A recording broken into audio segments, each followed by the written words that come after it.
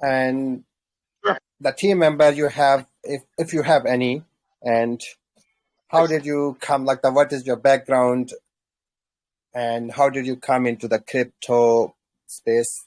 Any experience in the Sure, sure, crypto sure. space if you have, please discuss and Yeah, share with sure, us. definitely. Of course. Actually, I'm Simo Alami. I've been working in tech for quite a long time now. I worked and launched several startups, quite successful ones in the last few years. Originally, I'm an IT engineer, computer science, specifically in digital transformation. Studied in the best engineering school in France, and worked for large American groups in basically in consulting for several years.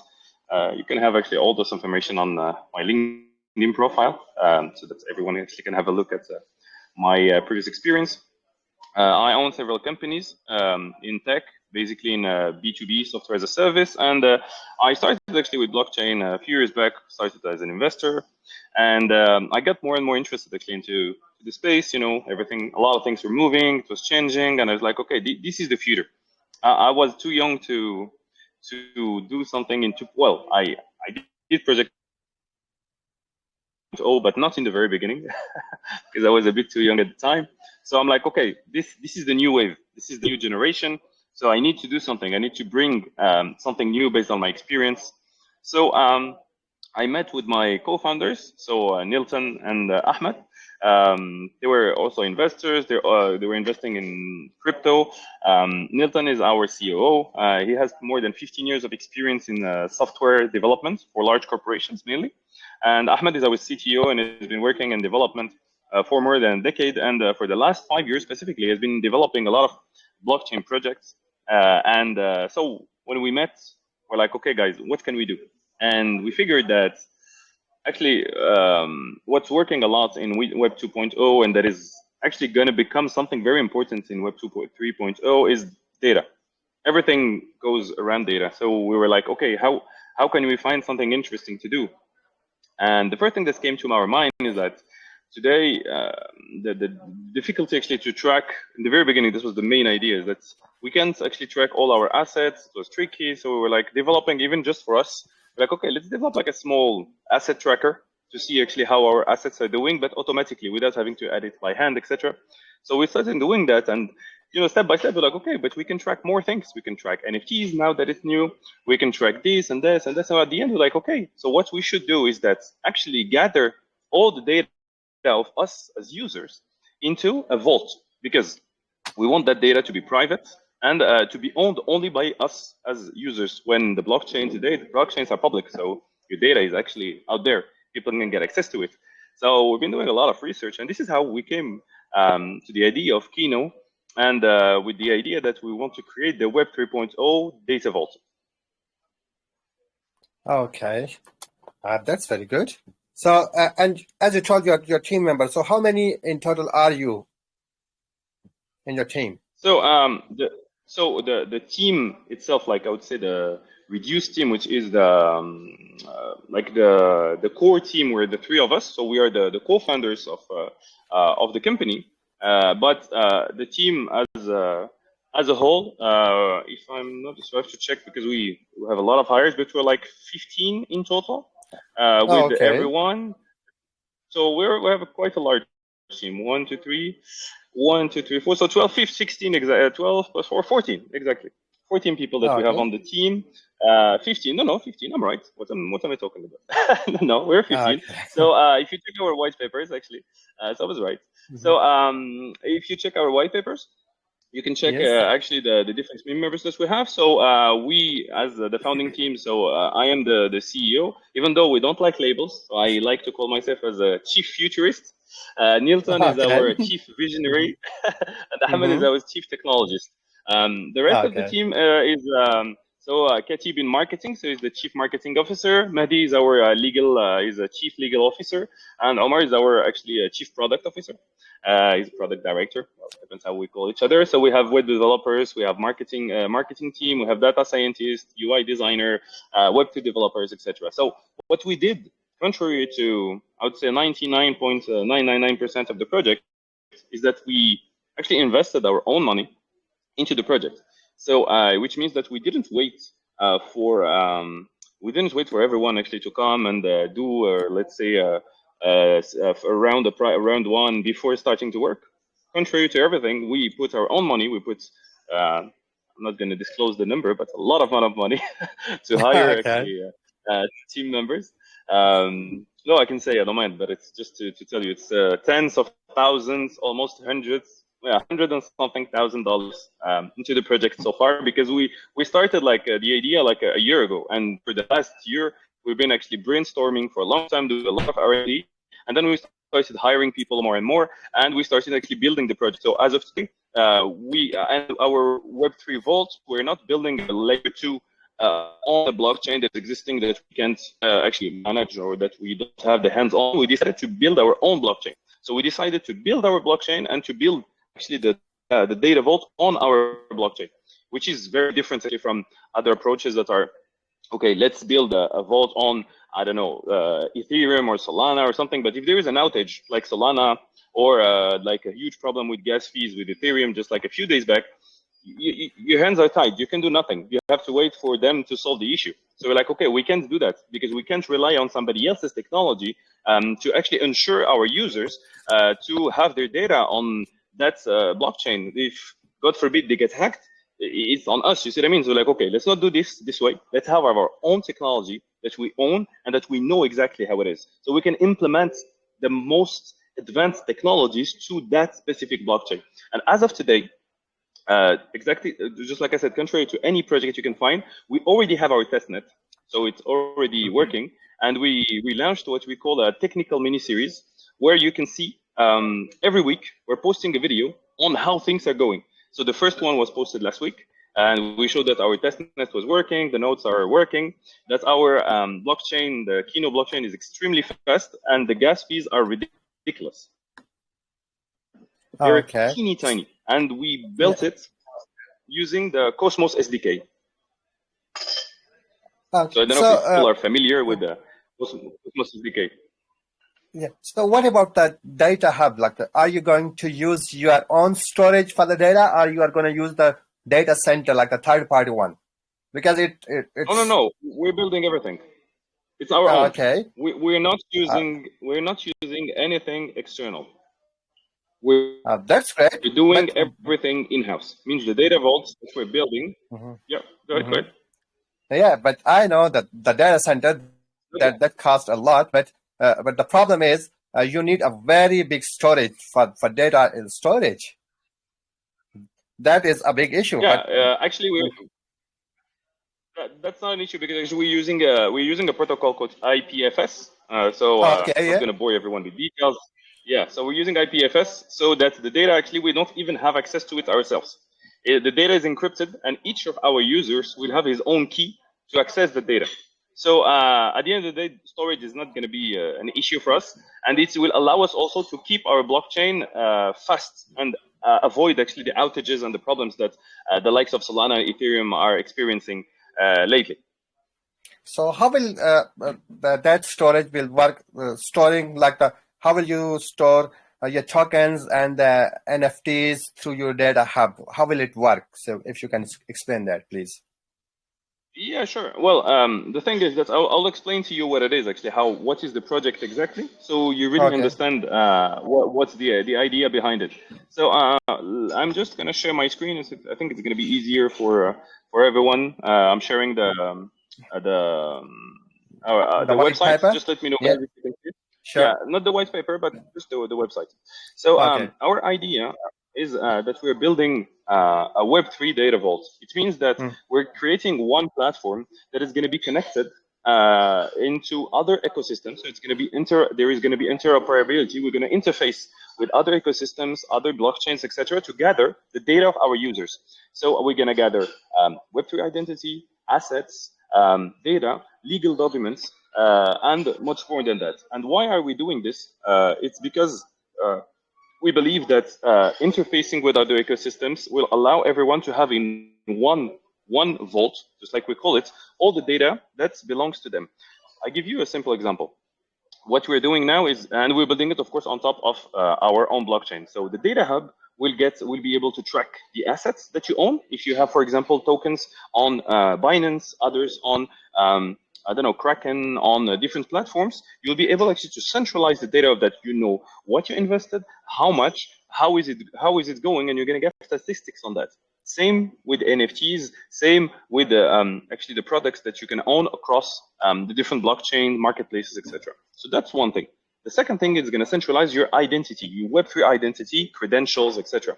Which means that if you have to show your identity, for example, to KYC for a project, you won't need to send the documents just like you do today. Today they say send this, send that, send me this. No, tomorrow you're going to have your KYNNO wallet. On that wallet, you're going to have all the information, all the documents validated. So when you need to do a KYC in order to enter a project, or even actually to get a loan or any actually kind of use for the KYC, you will be able to do it directly using your KYNNO wallet and using our ZKP. And this is extremely important. And I will get back to this afterwards to explain what is ZKP and how it works. And the last part that a lot of people are asking us about is NFTizing real life assets. Let's say you own a phone, or you own a house, or you own a luxury watch. What happens today is that you have the watch. The watch has a lot of data. So it means you have authenticity card, you have information about the invoice, the bill, the maintenance. All of these are documents, but they are documents you have in real life. But if you want, actually, what we want you to do is to digitize those documents and have them on your wallet. So every time you need it, for example, because you want to sell it, or you want to prove the authenticity, or you want to insure it, instead of having to send the documents all over, you will have them on your wallet, and you will be able to give access to the right person, to the right data that you choose to show to people. And how do we ensure the security of that? Is using ZKP. So ZKP is a zero knowledge proof. It encrypts the data, and it actually acts as a third party that will only allow access to some specific data that you, as an owner, gives the okay, in fact, gives the green light to show to the other party that is actually asking for the data. If we take an example, you want to play like some games, they're like, you need to be above 21. Today, you have to show your ID. But in your ID, you have all your information, your name, where you live, etc. And you don't necessarily actually want to give this data. So with KYNNO Wallet, you'll be able actually to give one information only, which is I am above 21. And the ZKP will give just that information. So the third party will come, what we call the one party that is the verifier, will come, is like, okay, let me verify. The ZKP on your KYNNO Wallet will give the information. Yes, this person is above 21. She can get in and start playing. Is it a casino, whatever. Tomorrow, there is another thing. They're like, okay, if you want to participate, you have to be from this country only. You say, okay, I can prove that I am from this country only. Why? Because all this data is centralized in your wallet. Tomorrow you will want to get a job. They'll say, okay, where is your resume? Where is this? Where is that? You're going to have all of this in your KYNNO Wallet. And you'll be able actually to apply for a job, or to go to the cinema. You can have your tickets on your KYNNO Wallet. So anything that you use on a daily basis that requires, even plane tickets, you'll be able actually to have it on your KYNNO Wallet and show it to the other party, which is like the airline in this specific case. Okay. So one question which came in my mind, like, as you said, that we can just like I apply for the job and I need to provide my documents. So how will you check the authenticity of those documents if someone is just providing the fake documents in the wallet, right? So sure. How will you guys just check the authenticity of those those documents are not fake? Sure. Well, see, the first phase will be based on, for example, you as a user, you're going to upload your documents. Just like today, when you do a KYC, so you upload the content, then they check the documents, but they don't check the authenticity. Today, you do a KYC, you can say the fake documents, they're not going to check, they're not going to call. Companies, if they are going to hire you, they will call actually the other companies, check the documents, etc., etc. So depending on the kind of documents, we'll be able actually to do some specific checks. So it's going to be manual from our side to make sure that some specific documents, they have to be double checked. Other documents, we're not going to check. Who checks if your, for example, your utility bill is right, is the correct one? Nobody. They ask you for your utility bill, you provide it, That's it. Sometimes it could be fake, but you see what I mean? Is that they're not checked. But what we're doing is that we're signing partnerships. If you can see on our website, we're signing partnerships with large corporations. Because the approach that we're having is that we do AMAs, we do marketing, communication to acquire customers. But on the other hand, what we are doing very differently from others is that we are signing partnerships with big companies, insurance companies, governments, consulting companies, etc. And we give them access to our blockchain free of charge. So they can actually use our data vault free of charge. But the counterpart is that we're going to start having all their employees' data on the vault, which means that if you work for company A and company A is using our blockchain, you're going to have all your data directly on our wallet. So what you have to do, you will have to actually get a KYNNO wallet to get access to that information. And on top of that, you won't have to prove anything because the document will come from the entity that is actually providing that document.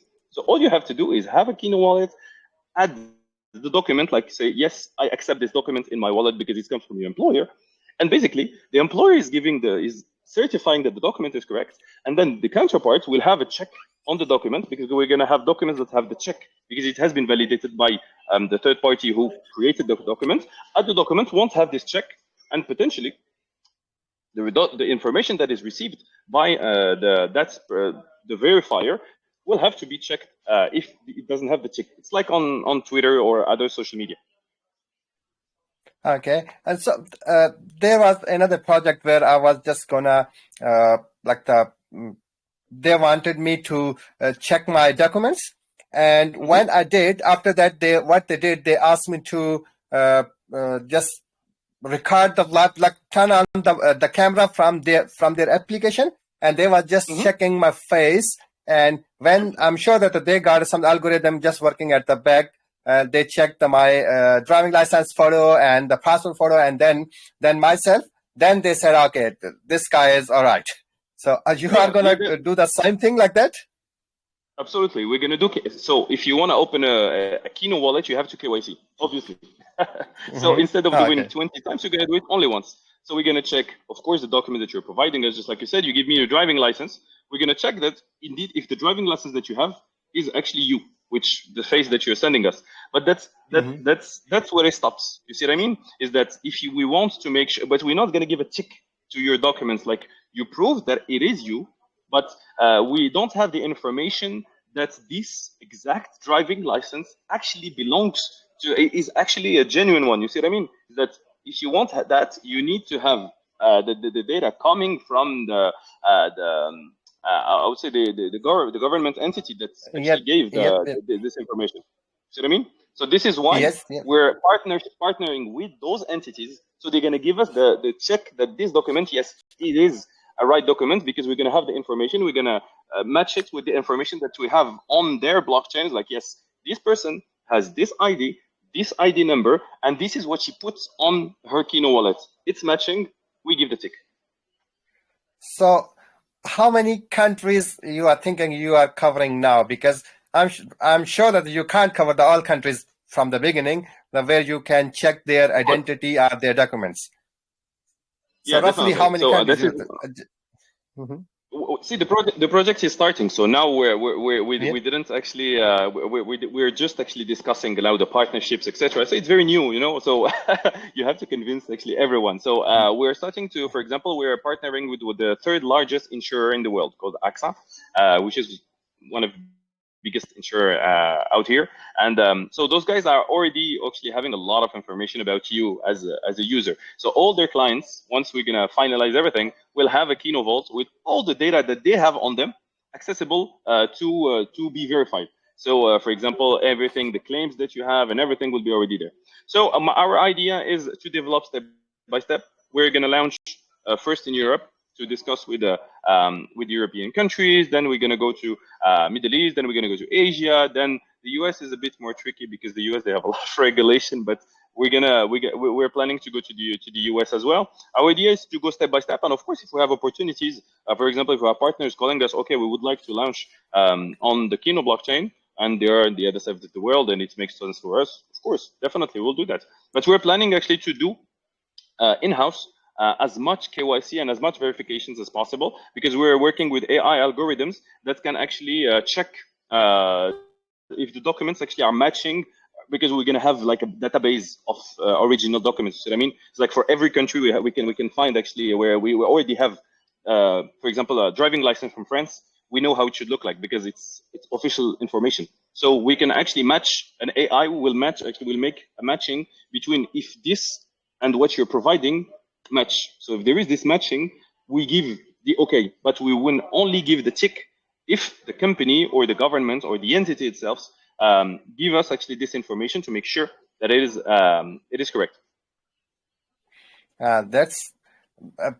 I want to talk more about this project, but I'm sure that they're a community member. They Sure. they want to know the other things as well. So because this project really, I'm very really interested in this because this project is very amazing.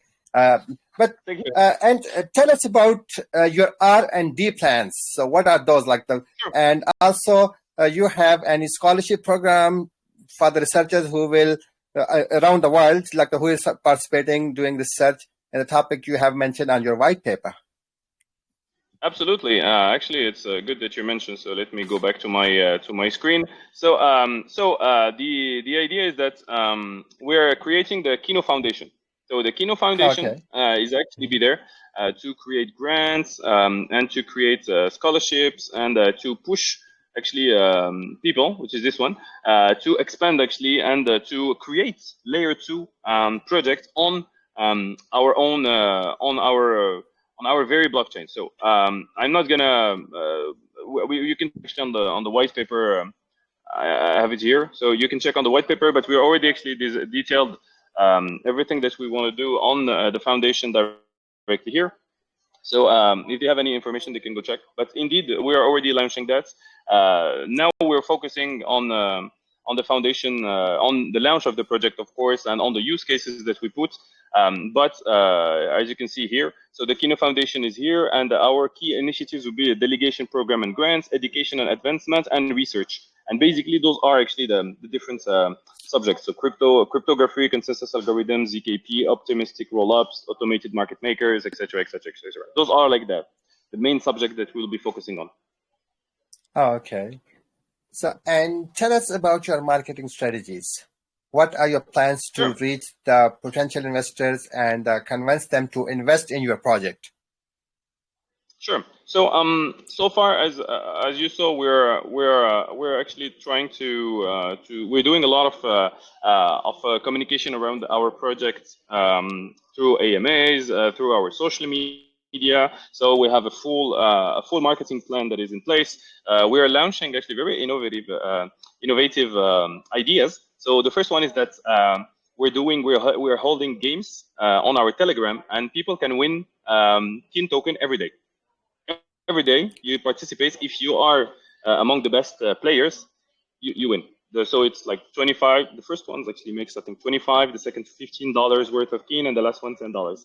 We're doing airdrops, massive airdrops. We did a mega airdrop that finished on 29th of April of $2,500, and we're gonna launch. It's gonna be communicated very soon. We're gonna do a draw on everyday draw. So the people that are involved and that actually are talking about the project and that are actually retweeting, liking, sending messages on Telegram, so that are active on our social media, they will have a draw daily to win up to $100 worth of KYNNO on an everyday basis. So this is actually getting a lot of people into our social media. We're partnering with the influencers. So we have several partnerships that are ongoing with videos about us, etc. We have press releases that's started. So we were in Market Watch last week. We have several press releases this week and next week that are already programmed. And last but not least, we're discussing with the VCs, so angel investors, private investors, and institutional investors, because they're extremely interested in the projects. They're very bullish about it, and they want to get in as soon as possible. Okay. And will you the KYNNO token be able to use as a payment on other ecosystems? Like if I want to use your token, will it be possible? Well, actually, we are we're working on the interface with other ecosystems. As of now, they will be possible to use the KYNNO token, of course, on our own ecosystem, but it will be, we're working on what we call the KYNNO wallet point of sale. So we want to allow companies and retailers, for instance, to use our blockchain and our point of sale to accept cryptocurrency payments, and of course to accept our cryptocurrency first before others. So instead of telling them you should accept only KYNNO token, it's like, no, use the KYNNO blockchain, use the KYNNO wallet and the solution that we're developing that's called the KYNNO point of sale. So it's a wallet, it's a crypto wallet in a point of sale machine. They will be able to pay actually directly with using our wallets, and users will be able to do it. So if you pay in KYNNO token, transactions fee will be pretty much zero. But if you pay with other currencies, because we want to give the possibility to pay with other currencies, you're going to have to pay transaction fees that are like slightly higher, etc. But this is actually how we're going to make you on an everyday basis. Maybe you'll be able to go, you want to buy shoes, you'll be able to pay them with your KYNNO token. Okay. And you talk a lot about the charity on your white paper. So yep. Can you please just briefly tell us about that aspect of your project, and plus, so how will you determine the deserving candidates? Can you please explain these 2 points? It's good that you're asking me. Of course. So charity is extremely important for us. So so far the project that we've been seeing in the space, they're like, okay, let's give money to animal shelters, things like this. So I have nothing against that. That's good. But I think that people deserve it maybe a bit more. And I'm originally from Africa. So, and I've been to Africa. I've been to Rwanda. I've been to a lot of African countries, and I see that there's a lot of need. So I was myself in Rwanda a few 2 years ago, a bit before COVID. So I have a lot of ties with Africa. I'm trying to develop a lot of tech projects and tech for good. So our objective is to do tech for good. So technology for the good of humanity and human being. So far we're partnering with we're discussing partnerships with charities that are specialized in education for children. And what we're doing is with the programs that we're discussing with as of now is not to build a school or to buy, for example, equipments, etc., because this is a bit, it's too mainstream, and there are a lot of studies that shows that there is a lot of money going into that, but that doesn't solve the issue. And contrary to others, we're not doing it for PR or for marketing. We're doing it because we want to help. So I've been there. I checked the needs, and the main need in African countries, and I think it's in all the countries that are in development, third world countries, when there is, the problem is money. It's not always school. They could have schools, but the kids can't go because the parents can't afford their kids to go, simply because either they don't have the money to send them, or they need them to work to provide for their families. So what charities we're discussing with right now to partner are charities that are specifically paying the parents to let their kids go to school. And this is what we want. We want those kids to, instead of being paid to work, we want them to be paid to go to school. And this is actually our main focus. And your pre-sale and the private sale, are you gonna give some percentage to the charity in charity, or it will start when the project will be established and you will start earning from the project? Oh, no. We're giving from the private sales. So private sales, we're like aiming in total for $2.6 million. It's like 360 plus 720 plus 1.2. So we have like 1.2. Yeah. So we're roughly, I'm doing the calculation with you because I didn't do it in full.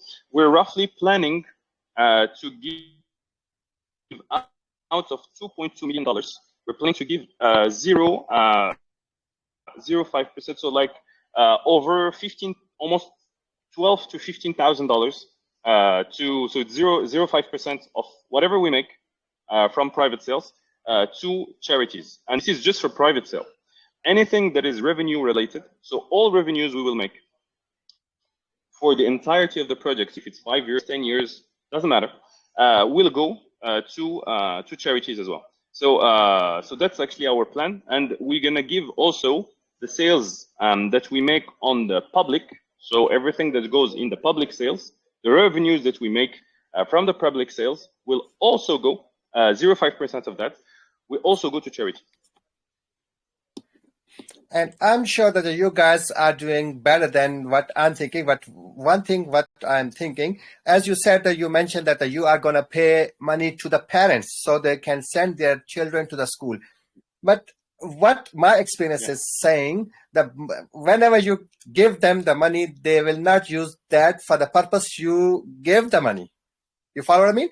So don't you think it's better to give? I got you. Don't you think that you can pay their fee, the fee to the school on their behalf directly instead of giving the money to the parents? No.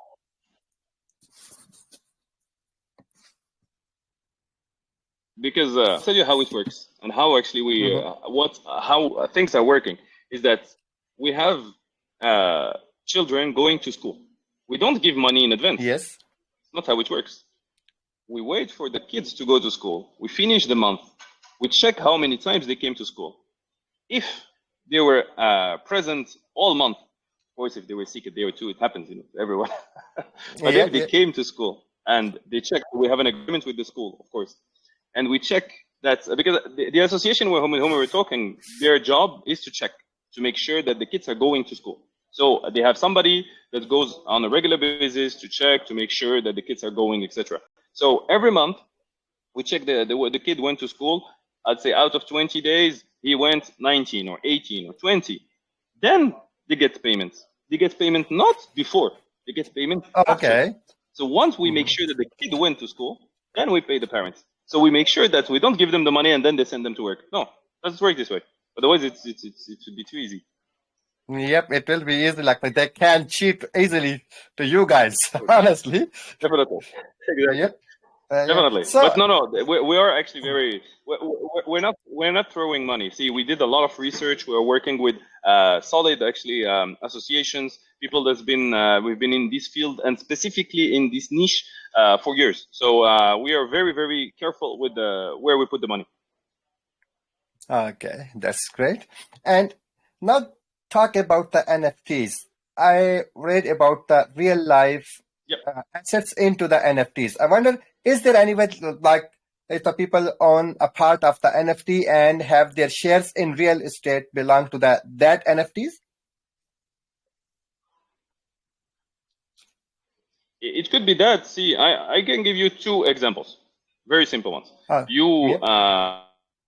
This watch, it has this watch has life. So you bought it. You have the invoice. You have the authenticity card. You have the maintenance that is happening every I don't know, every month or every few weeks or every few months or every year. Doesn't matter. Those information are so you have the real assets, but the real assets you can mint an NFT of this real asset into your wallet to show that this one belongs to you. It has the serial number and it will have all the documents related to that asset in your wallet. So in case you want to sell it, or in case you want to sell it into pieces, so you want to kind of sell it into pieces, you will be able actually to do it. So if it's not a watch, it could be a house. So you can have your house with your title deed and all the information on your apartment or your house registered on your KYNNO wallet. And if you want to sell it, you can sell it in pieces instead of selling it full. But if you decide to sell it entirely to somebody else, instead of having to send him all the documents, go to the government, validate the documents, we're making it shorter and easier. Because if you want information on one property or you want to rent it out, and me, for example, I want to rent an apartment, I have to ask for so many documents from my landlord to be able to check that everything is correct. With the KYNNO token, with the KYNNO wallet and the data vault, he'll be in one click, be able to send you the information that you need. You'll be able to check them. If you want to do your double check from your end, you can do the double check if you want to. And then basically just go and sign, for example, a contract between the two. And it could be a smart contract on the KYNNO blockchain saying, okay, the person A is renting an apartment to person B, and this person will pay X amount, and they will be able to pay in crypto. Okay, and I'm just checking that you guys are spending 24% for the marketing and promotion. That's very good. That's a big investment for the marketing and the promotions. Sure. Yep. Sure. Yeah. We're 32% in tech and R&D. So 32%, so more than 50% of money goes to tech and R&D and marketing and communication. Yeah. That's a big money, big percentage. And yeah, because at the end of the day, we're looking at it from a long-term perspective. We're not short-term people. We're not here to make money for us. We have money. We have our businesses. Everything is working. What we're doing is we're building a legacy. We're not here just to take money and just say, oh, sorry, guys, we're not able to do it. Otherwise, we wouldn't have started actually developing the project to start with. And a very common but very important question, that is like that there are too many projects on ecosystem at the moment. And why you guys think that your project is better than others? Why I should invest in your project? Well, first, because we are doxed. As you can see, I'm giving you my LinkedIn profile so you can see the team. We exist. We're not avatars behind a hidden name. So it gives trust. And very, very few projects are actually trustworthy today. There's so many scams, so many rug pulls, etc. Second, we have all our wallets are multi-sig wallets. So it means that nobody from the dev team, as they can say, can actually do anything on the transactions without all of us actually agreeing to it. So this is the second thing. And the third thing is that we have experience that others don't have. We have business experience, we have partnerships with large corporations that others won't be able to do, simply because I've been in tech, in business for like 15 years. Having this kind of experience, even if the company wants to hire somebody with my experience, they will have to pay him several $100,000 a year just for him to work for them. I don't need to pay that person because I'm here. And this is the same actually for our team members, at least the founding team. If we were to hire somebody like the three of us, if we were to hire somebody like us, like a project wants to hire somebody, it will cost them hundreds of thousands of dollars. So we're like saving that amount of money and experience to put it into our own project and to make it actually a successful project. And this is not our first project. We've been, like I said, we've been in tech for several years. So we know what is business, we know how to run it, and we know how to make sure, and we have the connections actually to make sure that this project will be successful and will be working. Okay, so just before going to the community, I just want you to please explain your tokenomics, so then the people, the community member, they can understand a bit better, please. Sure, of course. So sure. Just let me open the white paper. It's going to be easier. Yep. So opening the white paper. And guys, if anyone needs to ask any questions, so they can raise their hand after this explanation. So I can let you speak then. Okay, Simon, go ahead, please. So, yeah, so those are the use cases. So the tokenomics is here. Okay, so the tokenomics is quite straightforward. We're going to be supplying 1 billion tokens. So they're not going to be tokens because they're not going to be on another blockchain. So they're coins. 1 billion coins. It's on our own blockchain.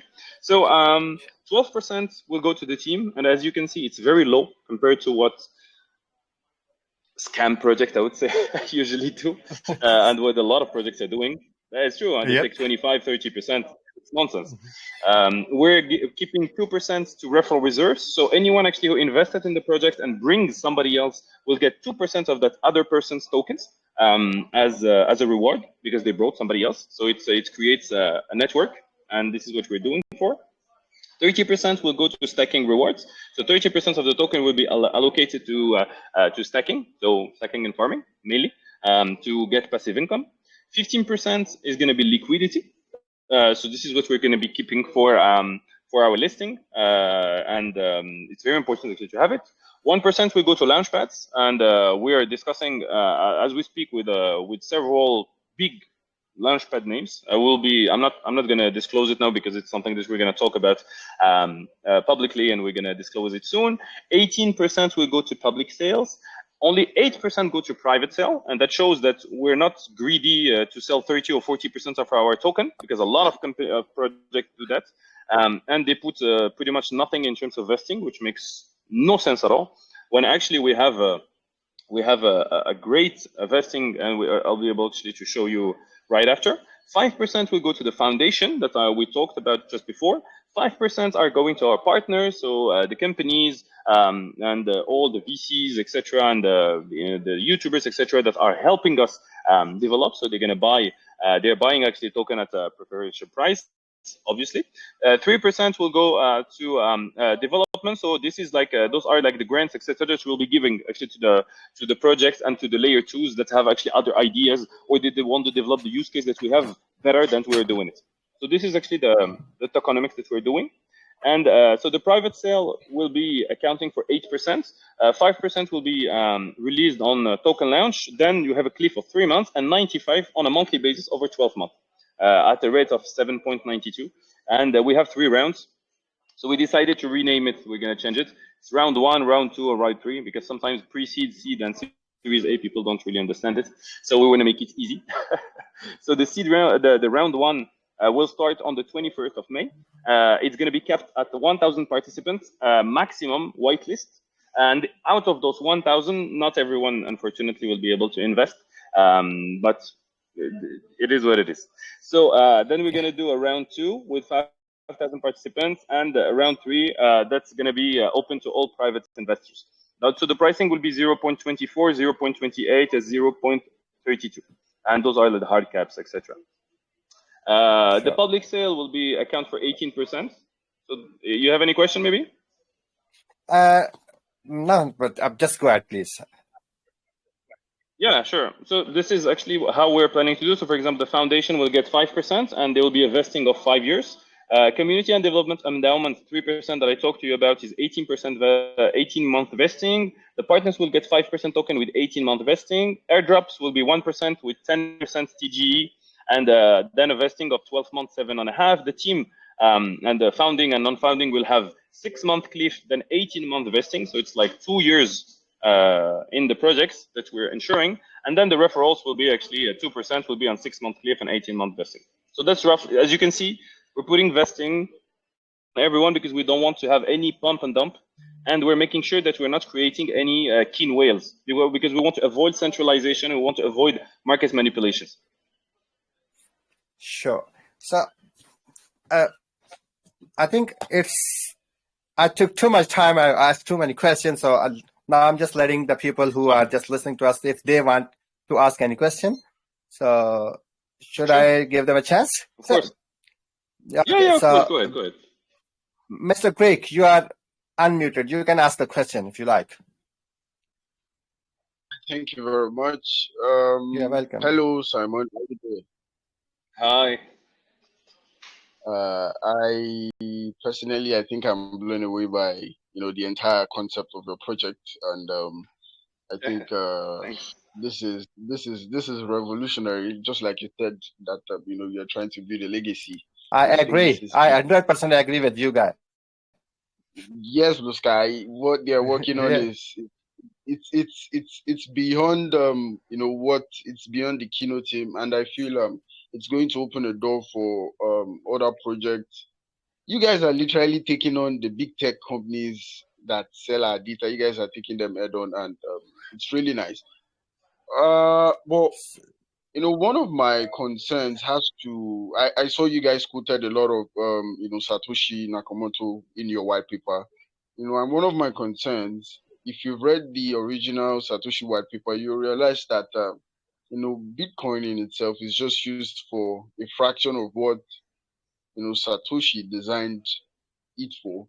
And looking at your white paper too, I see a lot of use cases, and I have a fear of not even the price of the token or making profit, but I have a fear of that along the line, as you move forward, as you expand, there is a possibility that you are literally just streamlined to one section of the entire possibility that KYNNO can give to the market, can give to people. So how do you guys intend to ensure that this doesn't happen? Well, you are young, you're dogs, you will not disappear like Satoshi.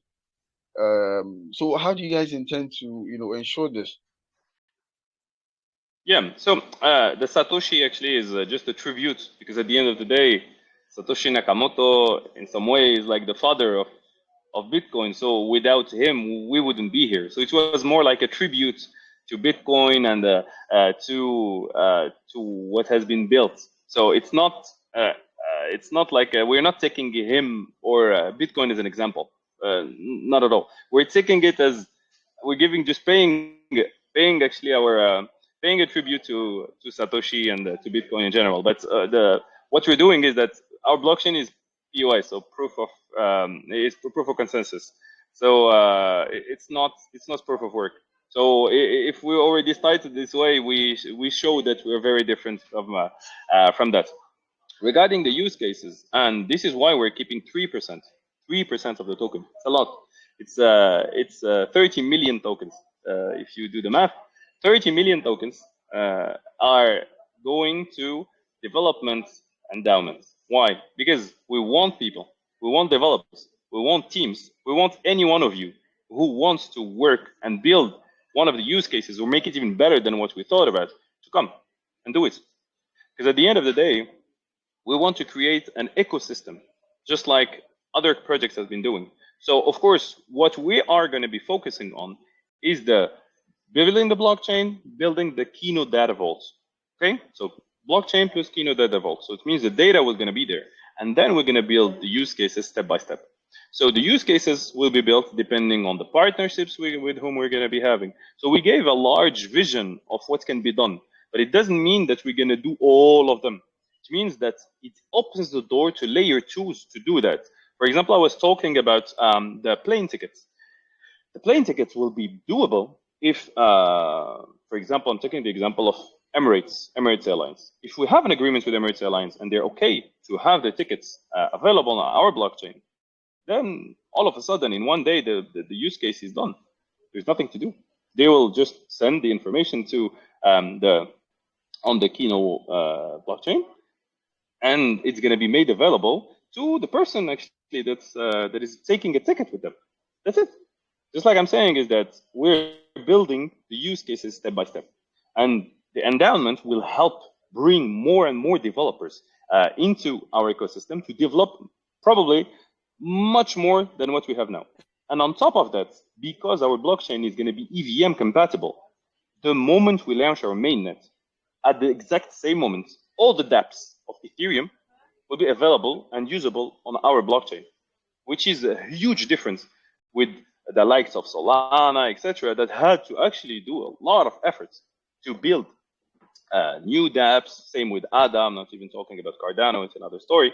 But with us, from day one, there are going to be hundreds of dApps already available on the KYNNO blockchain. That's going to take it even beyond what the scope that we put on our white paper. Just a second quick question. DKP is computationally expensive. Yeah. Would it affect the cost of, probably small businesses, integrating your platform into whatever they're building? Not at all, because we won't make actually businesses pay to use our blockchain and technology. We're relying actually on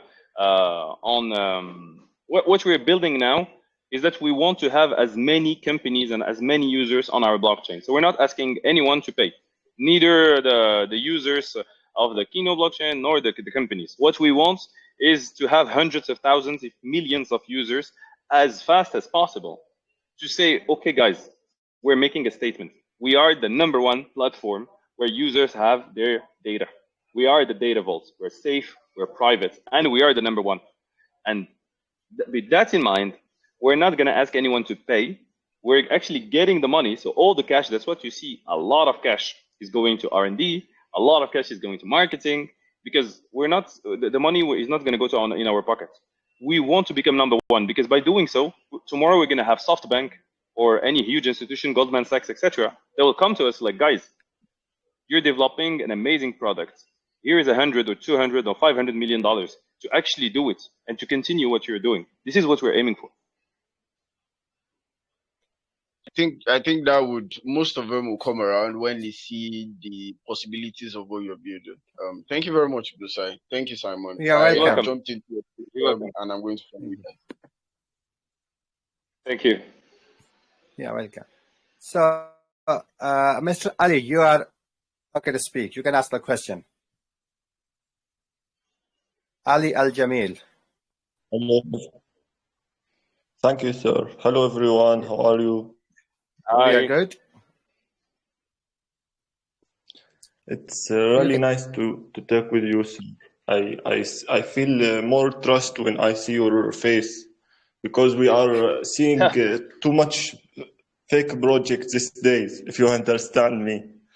So my question is for this point. Definitely. You explain everything, and I like what you talk about. But this time we have too many fake projects, and all they say you will be rich with us. But in the end, nothing happened. So what you will tell people who ask you this? What you will answer them? Sure.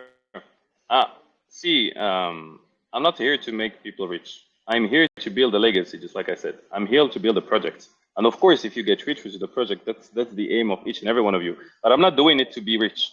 I'm doing it to build something where my name is going to be written next to, oh, Simo Alami built KYNNO, just like Vitalik built Ethereum. This is what I'm aiming for. I'm here for developing actually a product. At the end of the day, if, inshallah, it's going to work. You're going to make money, us as a team, but you as an early investor. If you take the example of Solana or Ethereum, people that bought it at 0.04, where it was at the very beginning, are extremely rich. They're whales today. Well, whales, in a way that they have a lot of money. Doesn't mean they have a lot of tokens, but they do have a lot of money. So I'm not here to sell you a dream of you invest. I'm going to assure you tomorrow you make 100x. No, hopefully that's what I'm hoping for. This is what we're working on. Because at the end of the day, if people see that you're building something that is trustworthy, that your technology is existing, and we have a technology, you can go click on a video, you can see actually our testnet working, and we're going to release actually another episode about that tomorrow. This shows you that you will be rich, but I'm not here to tell you I will make you rich. Hopefully you will, because we're 100% sure that our project is going to work, that our technology is rock solid. So by transitivity, and this equals that the price action will go high. But I'm not here to sell you a magical powder that's like, okay, invest in us, you're going to make 1000x. We know that you're going to make it, but I'm not going to tell you that. What I'm telling you is that you have to invest smart in projects that are solid, with a solid team. If I have one, because I'm an investor myself, I invest in a project and in a team more than I invest on any kind of white papers, etc. Because they say whatever they want. I see the people behind it, because the people are the ones making the project. It's not the project that's making the people.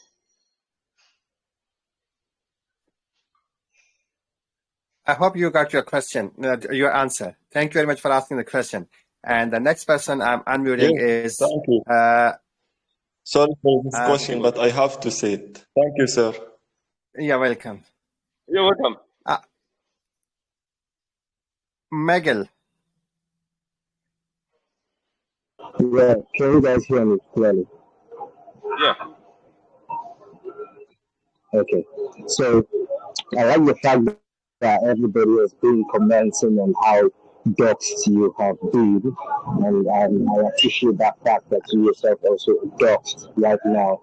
But when I went to the website, I could notice the zero knowledge proof, and that kind of, let's say, it raised the red flag somehow to me, because if you are doxing on this AMA, but then if persons come into your project to invest, you kind of like you have this policy of not asking for the more information about them, and that kind of made me feel, what if somebody gets scammed and then you want to kind of like trace where it came from? If you don't have enough information about the person, how do you trace that person?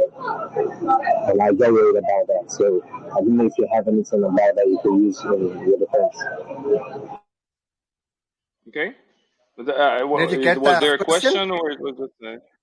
No, because I didn't if, understand if it was a question or a statement, actually. okay, so if you got a question, Miguel, just text me. I'll ask on your behalf because I couldn't understand Sure. honestly. So Yeah, please it was just difficult. Yeah. text me so I can ask on your behalf. Okay.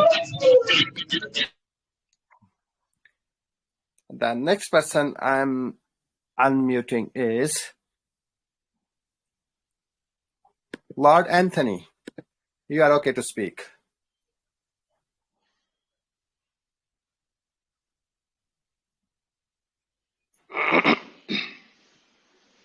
Lord Anthony, are you there? Yeah. Am I audible? Yes, Yeah, you are. thanks for the opportunity. Yeah, welcome. Yeah, now, so my question is like, the way I see this project seems to harness lot of data from. So my question is, how would you try to integrate this project with other platform that has been existing? Like, does it require any integration with other platforms, like collecting data? Yeah, we are. Yeah, definitely. So it's a great question. Yes, we're using the APIs of all the ecosystems. So either the API exists, for example, with the Binance or Kraken or the AVAX ecosystem, etc., etc. There are multiple chains that are they built their APIs to actually gather data from them, so we can gather it to get the information about your coins, your NFTs. There are APIs for OpenSea, for Rarible, etc., etc. So when the APIs exist, we're integrating actually into those APIs. We already actually did the testing, so we already gathered data, so we have it on tokens, etc. When the API doesn't exist, we'll have to develop it with the team. So we're going to contact the ecosystems, like, okay, guys, so we want to centralize everything. So we want to work with you guys to develop an API to gather data, because our users on the KYNNO wallet, they want to have they have tokens in your ecosystem, and they want to gather the data. So let's work on that. Wow, that's very great. This is a nice project. The Thank you very much for asking the question. Thank you. Thanks. Then the next one is Maxi. You are okay to speak.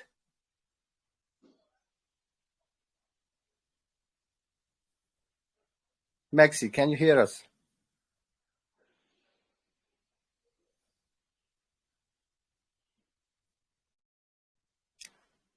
Sorry, we can't hear if she is speaking. So,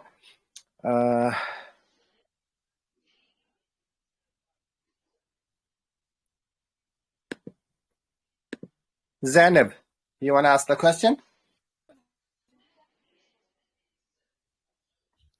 Hello, how are you? We are good. Hey. We can hear you. We are good. Hey, we can hear you. Yeah. So my question is, will you be stick to the same taxes, or will there be some differences in near future? Because reason being, recently I have seen that some percent project have like 15% buy and 15% sell tax, and later on the buy tax as 0 and increase the sell tax as 30%. Okay. Well, so Can you hear me? you're welcome. Yes. We understand your question. Thank you. So, please go ahead, Simo.